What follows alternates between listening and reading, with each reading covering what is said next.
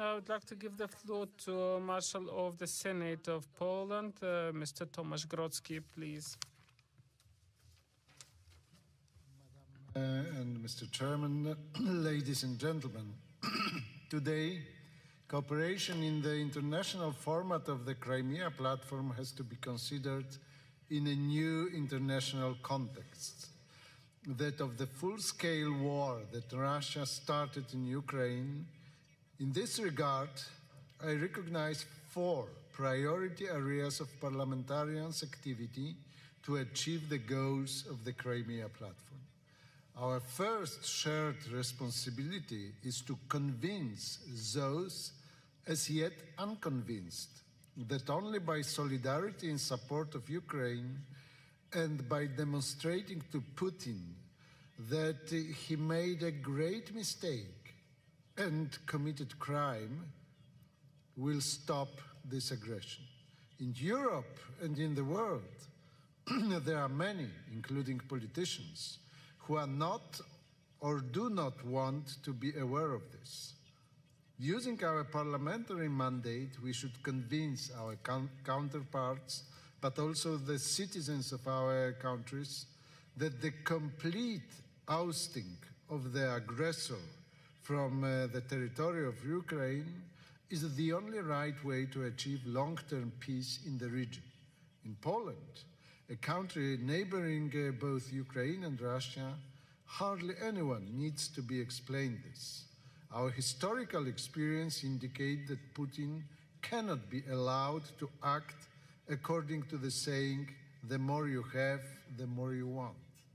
Let me remind that in 1938, Hitler publicly declared that the Sudeten Mountain or Sudetenland was his last territorial demand. We all know what happened next. As representatives of the international community that values peace and follows the developments in Ukraine, we are aware that at this stage, words alone are not longer enough. Actions are needed to strengthen the Ukraine defense capabilities.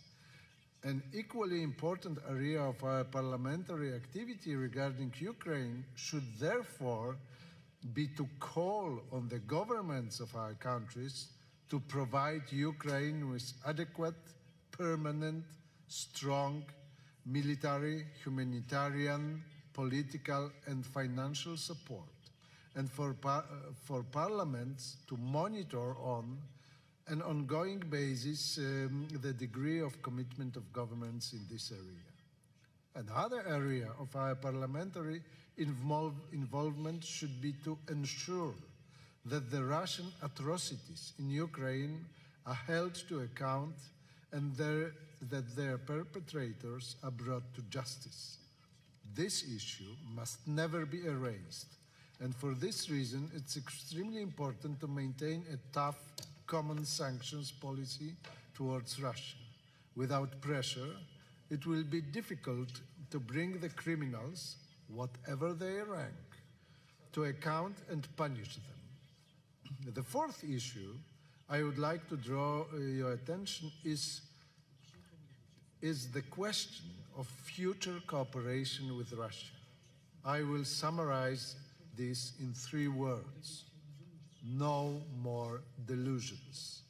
Even if Russia ceases hostilities, this will not change the imperialist, aggressive mentality of the members of Russian terrorist regime. It's time to reject both the delusions the world held since 2008, when the Russians invaded Georgia, under the pretexts of defending their own citizens, and those it succumbed to in 2014, when Russia seized Crimea and created pseudo-republics. The days of cooperating with Russia the old way are over, and this is a conclusion we should all accept for the sake of the sustainability of international security for incoming decades. Thank you for your attention. Slava Ukraini.